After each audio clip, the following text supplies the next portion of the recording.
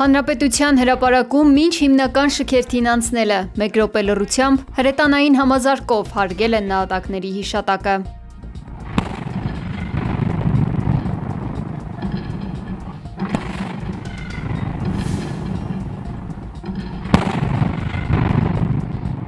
Զորահանդեսին մասնակցում են վերջին տարիներին ձեռք բերված հակաօդային պաշտպանության միջոցներ և տեղական ու ներկրված անօդաչու թռչող սարքեր, հրետանային և հրթիռային տեխնիկա, նորագույն հրետանային համակարգեր, որոնք համալրել են հայկական բանակի զինանոցը, զրահատեխնիկա և ավտոմոբիլային միջոցներ, հատուկ նշանակության զրահապատ մեքենաներ և տրանսպորտային նոր միջոցներ։ Զորահանդեսի ժամանակ մասնավորապես ներկայացվել են զինված ուժերի ժամանակակից հետախուզահարվածային գայլ ռոբոտները, ֆրանսիական Բաստիոն զրահապատ մեքենան, հայկական արտադրության հրազդան ականանետը, Տոր M2 ԿՄ զենիթահրթիռային համալիրը, Սարդ համալիրը։ Զորահանդեսին ներկայացվել է նաև ծանր հրետանային TOS 1A համակարգը։ Հայաստանի Հանրապետության Զորահանդեսին շուրջ 7 երկրների ռազմական տեխնիկա է ներկայացված։ Շքերթի ընթացքում հայտարարել է Հայաստանի վարչապետ Նիկոլ Փաշինյանը։ Շուրջ 35-ամյա հակամարտությունից հետո Հայաստանի Հանրապետության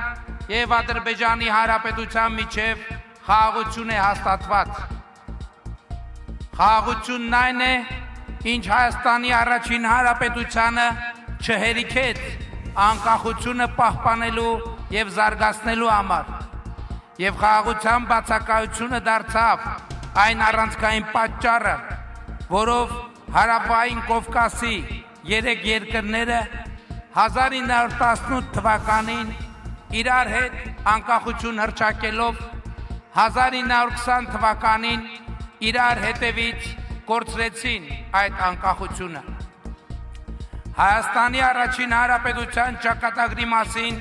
պատմական հիշողությունները կարևոր դեր են ունեցել խաղաղության հաստատման գործընթացներում, և այսօր մենք հաղթահարում ենք առաջին Հանրապետության ժամանակներից մնացած պետության ժամանակավորության բարդույթը և որդեգրում ենք պետության հարատևության օրակարգ։ Փաշինյանը կրկին պնդել է, միայն 2022 թվականի հոկտեմբերի 6-ին Պրահայում ձեռք բերված համաձայնություններից հետո, երբ Հայաստանն ու Ադրբեջանը 1991 թվականի Ալմա-Աթայի հռչակագրի հիման վրա ճանաչեցին միմյանց տարածքային ամբողջականությունը և Հայաստանն Արցախը ճանաչեց Ադրբեջանի կազմում, սպառազինությունների միջազգային շուկան բացվեց մեր երկրի համար։ Հայաստանի վարչապետը հավելել է, որ զորահանդես հաշվետվության կարևոր առանցքներից մեկը հենց մեր հայրենիքում արտադրված սպառազինությունն ու ռազմական տեխնիկան է, որն այսօր միջազգային շուկայում կայուն դիրքեր զբաղեցնելու առաջին, բայց ըստ Փաշինյանի վստահ քայլերն է անում։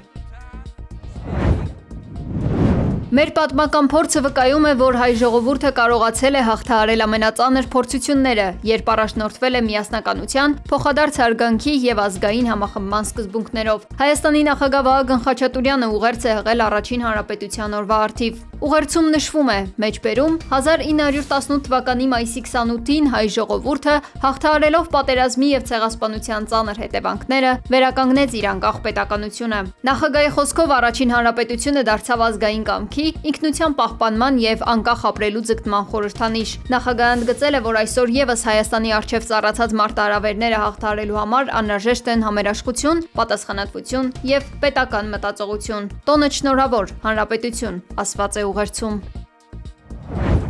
Անուն Հոր և Որդու և Հոգվույն Սրբու ամեն։ Ներկա բարդ ժամանակներում արտաքին ու ներքին մարտահրավերներին հանդիման պիտի միաբանվենք և միասնաբար հզորացնենք մեր պետությունը, ծաղկուն ու շեն դարձնենք համայն հայոց կյանքը։ Առաջին հանրապետության օրվա կապակցությամբ մաղթել է ամենայն հայոց հայրապետ Գարեգին II։ Վեհափառը կարևորել է մայիսյան հերոսամարտերի դերը առաջին հանրապետության անկախության գործում։ Մեջբերում կենաց մահու պայքարում մեր ժողովրդի քաջարի զավակները, այդ թվում մեր Սուրբ եկեղեցու հոգևորականները, հաղթանակ տարան և սերունդների համար ապահովեցին հարազատ հողում անկախ ու ազատ ապրելու արդար իրավունքը։ Նույն անվեհեր ոգով ազգիս նվիրյալ զավակները նոր ժամանակներում անձնվիրաբար պաշտպանեցին երկիր հայրենին։ Շատերն իրենց անգին կյանքը զոհեցին մեր պետականության անսասանության և անվտանգ ու արժանապատիվ ապագայի համար։ Այսօր մենք ազգովի գլուխ ենք խոնարհում մեր հերոսների առջև և անմար պահում նրանց լուսավոր հիշատակը մեր սրտերում։ Մեջբերման ավարտը։ ԱՄՆ նախագահ Դոնալդ Թրամփը պաշտոնապես աջակցություն է հայտնել Հայաստանի վարչապետ Նիկոլ Փաշինյանին հունիսի 7-ին կայանալիք խորհրդարանական ընտրություններում։ Թրամփն իր Truth Social-ում Փաշինյանին անվանել է մեծ բարեկամ եւ հզոր առաջնորդ, նշելով, որ նա կիսում է տարածաշրջանում խաղաղության եւ բարգավաճման իր տեսլականը։ ԱՄՆ նախագահն իր աջակցությունը հիմնավորել է նաեւ տարածաշրջանային ենթակառուցվածքային ծրագրերով, մասնավորապես ամերիկյան ընկերությունների մասնակցությամբ ստեղծվող Թրամփի երթուղու TRIP-ի զարգացմամբ։ Իսրայելը հարվածել է Լիբանանի հարավի բնակելի տներին ու շենքերին, հարվածները հանգեցրել են տասնյակ քաղաքացիական զոհերի, ավերածությունների եւ բնակչության նոր տեղահանումների։ Իրավիճակը կտրուկ սրվել է օրերս, երբ Իսրայելի վարչապետ Բենյամին Նեթանյահուն հայտարարել է Հեզբոլլահի դեմ ռազմական գործողությունների ընդլայնման մասին։ Այս հայտարարությանը հաջորդել է Իսրայելի պաշտպանության բանակի հրամանը, որով Լիբանանի ողջ հարավային հատվածը Զահրանի գետից դեպի հարավ հայտարարվել է մարտական գոտի եւ 100 հազարավոր բնակիչների հրահանգվել է անհապաղ լքել իրենց տները։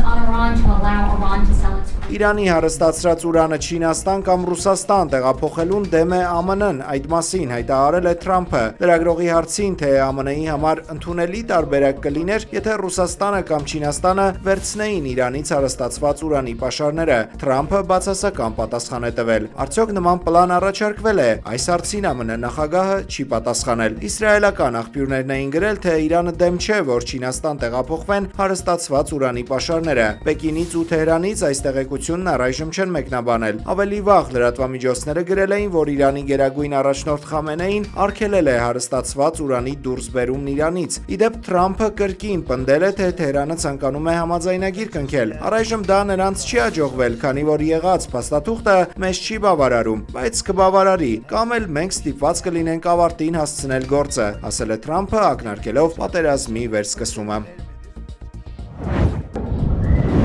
Իսրայելի պաշտպանության բանակը օդային հարվածների նոր ինտենսիվ ալիք է հասցրել Լիբանանում, պատճառաբանելով, որ դրանք ուղղված են Հեզբոլլահի դիրքերին։ Իսրայելի ազգային անվտանգության նախարար Իտամար Բեն-Գվիրը հայտարարել է, որ Թել Ավիվը թույլ չի տա, որ ԱՄՆ-ն ու Իրանը համաձայնագիր կնքեն, քանի որ դա վատ եւ երկրին վնասող գործարք է։ Նա կոչ է արել ամբողջությամբ անջատել Լիբանանի էլեկտրամատակարարումը, վերահսկել Զահրանի շրջանը եւ վերադառնալ լայնածավալ պատերազմի։ Այս հայտարարությունները հնչել են այն տեղեկությունների ֆոնին, որոնց համաձայն Իսրայելը դուրս է մնացել Թեհրանի հետ խաղաղ բանակցությունների գործընթացից, ինչը նվաստացուցիչ հարված էր վարչապետ Նեթանյահուի համար։